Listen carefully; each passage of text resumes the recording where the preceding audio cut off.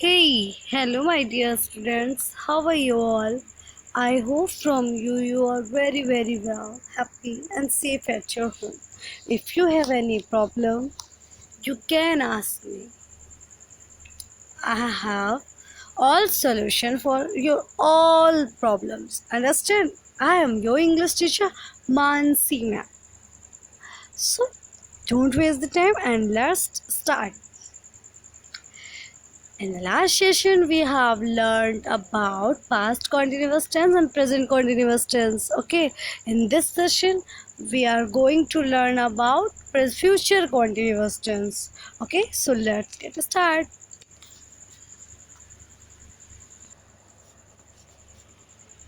Future continuous tense, a verb that shows an action will be going on for some time in the future is said to be in the future continuous tense. बेटा वो verb कोई कोई ऐसा action जो है verb कोई ऐसा action show कर रही हो कि कोई काम होने जा रहा है कुछ टाइम के लिए कुछ टाइम बाद फ्यूचर में तो क्या होगा फ्यूचर कॉन्टिन्यूअस टेंस. ओके, उसको फ्यूचर कॉन्टिन्यूअस टेंस कहेंगे. Example, he shall be watching TV. He shall be watching TV.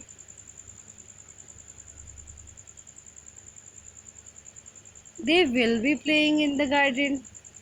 ठीक है ना.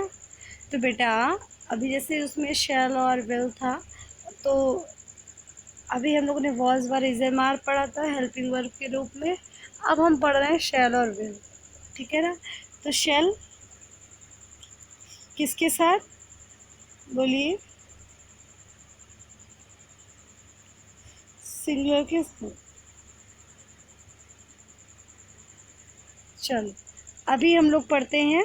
तो आपको पता चल गया फ्यूचर कंटिन्यूअस टेंस क्या होता है. जो बाद कुछ समय बाद काम कोई होने जा रहा है, कोई एक्शन ऐसा, वो वर्ब जो कोई एक्शन इस तरीके कर रही है जो काम होने जा रहा है, will be going on.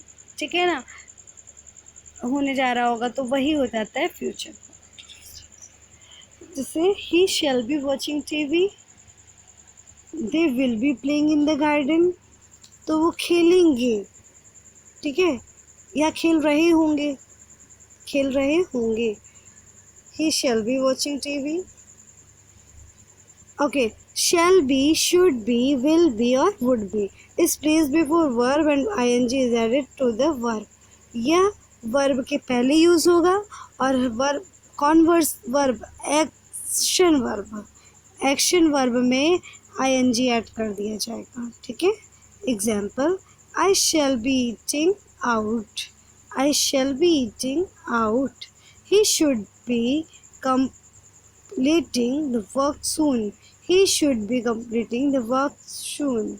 They will be moving out soon. They will be moving out soon. ठीक है बच्चों. तो आपने यहाँ पे सीख लिया फ्यूचर कॉन्टिन्यूअस टेंस.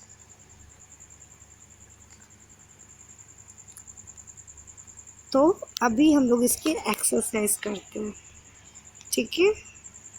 चलो आते हैं एक्सरसाइज की तरफ. Underline those verbs that show action that an action will be taking place in the future time. जो कि future time में place take कर लो.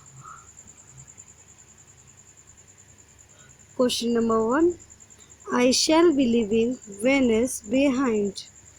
I shall be leaving Venice behind. तो इसमें बेटा क्या करना है, बिल्कुल वही उस वर्ब को, हेल्पिंग वर्ब हो या एक्शन वर्ब हो, उसको आपको अंडरलाइन करना है. ठीक है.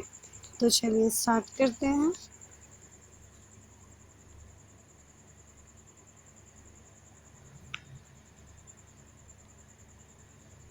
Shall be living. ठीक है. Shall be living. Will be cooking. Will be playing. Will be walking. Will be watching. will be speaking, will be sitting, will be watching. Okay. तो will be watching में ही होगा, will be watching TV नहीं होगा. She will be watching TV watching, इतना ही में होगा आपको अंडरलाइन। ओके, तो thanks for watching this video. I hope आप लोगों को बहुत अच्छी लगी होगी ये वीडियो और आप लोगों को समझ में आई होगी। तो आपने future, present tense, past, continuous भी पढ़ लिया। अगर कोई क्वेरी हो तो आप ग्रुप में कर सकते हैं।